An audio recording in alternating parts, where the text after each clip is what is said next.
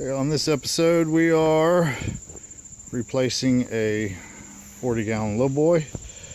Show you some of the things because we are going to be using PEX piping. We've got our 3/4 hand crimpers, crescent wrenches, pipe cutters. We have our dielectrics that we've already soldered up with our PEX adapters, sweat adapters, our pipe wrench, our ball valve, and some short pieces of pipe. I've got all this on top of the water heater because we are going to be prepping. New water heaters are much larger, so we're going to be doing a lot of the prep work prior to pulling the old one out, because we have a very small crawl space that we've got to go way back there and replace the water heater. So we are going to get our dielectrics on and actually get the PEX on to use these as handles. This way, this is a big bulky water heater. This way we can have a little bit more leverage. We're going to be tipping this on its side to go through the crawl space door. We'll also be taking the box that the water heater came in, cutting it up, putting it on the ground in here to be able to slide it on. That helps prevent excessive cracking of the and scratching and tearing up of the water heater. Even though it's in the crawl space, you still want to do it right. So we're getting all of this prepped and ready,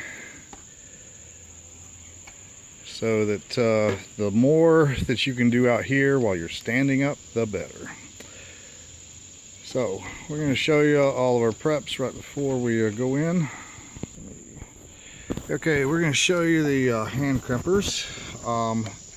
Michael likes to slide his down, but you want to make sure that you're even, so you're right there, and that you have the crimp ring all the way around, and he's going to squeeze it, and then he's going to move it and squeeze it again to make sure he's got a good crimp.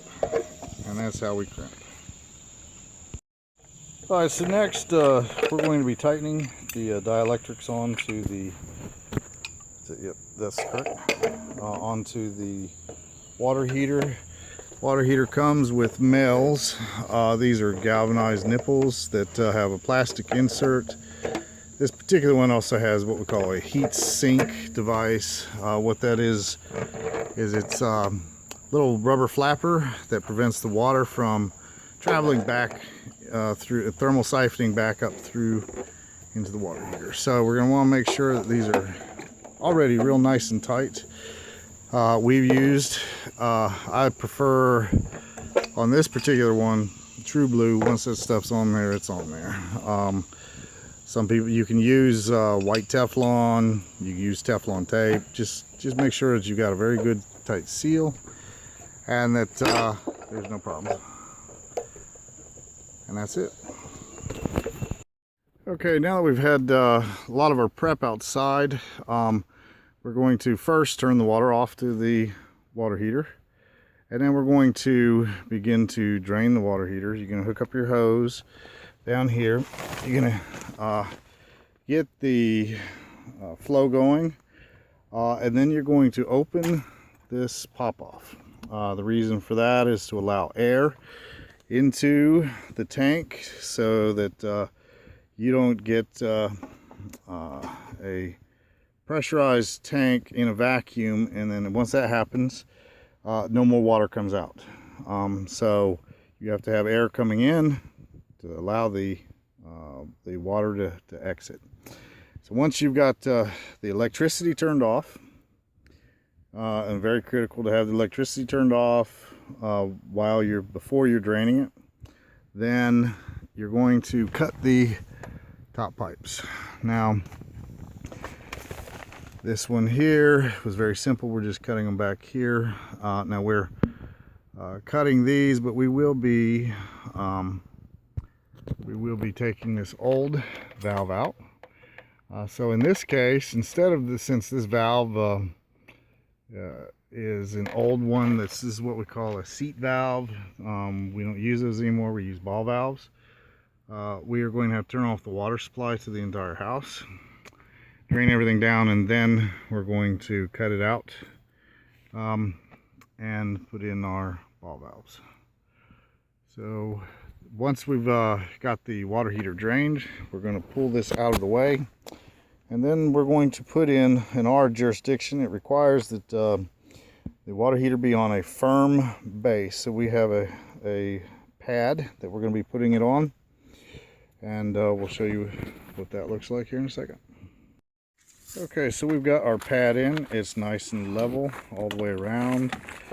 And next, we are going to do something critical because of the new water heater changes.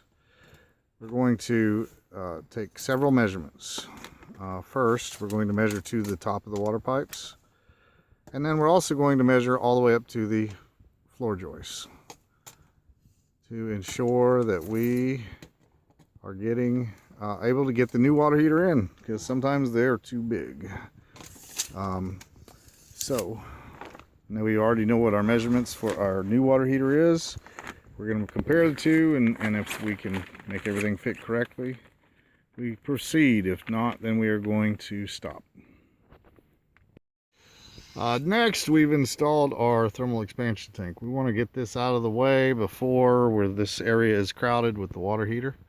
We've also installed our new ball valve and prepared our copper piping for the conversion over to PEX. Now, if you're a homeowner, I recommend that you use non-sweat connectors. We use sweat because we are professionals, but for homeowners in a crawl space like this, you probably don't want to be waving a torch around.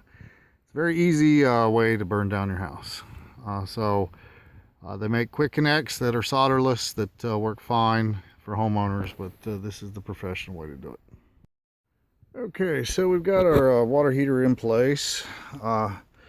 We have our TMP pipe going down. This is there so that if the temperature and pressure relief valve is blowing off, you can try and adjust it here without being scalded. Now in this particular case, we didn't have a lot of room, so sometimes you got to make a loop-de-loo in order to get in. And then we've got our thermal expansion tank in the back on a nice beautiful pad. We had to install our new disconnect here because there's no line of sight. When you're working with 240 volt appliances, you have to have line of sight to be able to disconnect. Otherwise, you have to install a line of sight. So that's what we have here, is our full disconnect, just so that somebody inside the house won't turn the breaker back on without our knowledge, and we get electrocuted.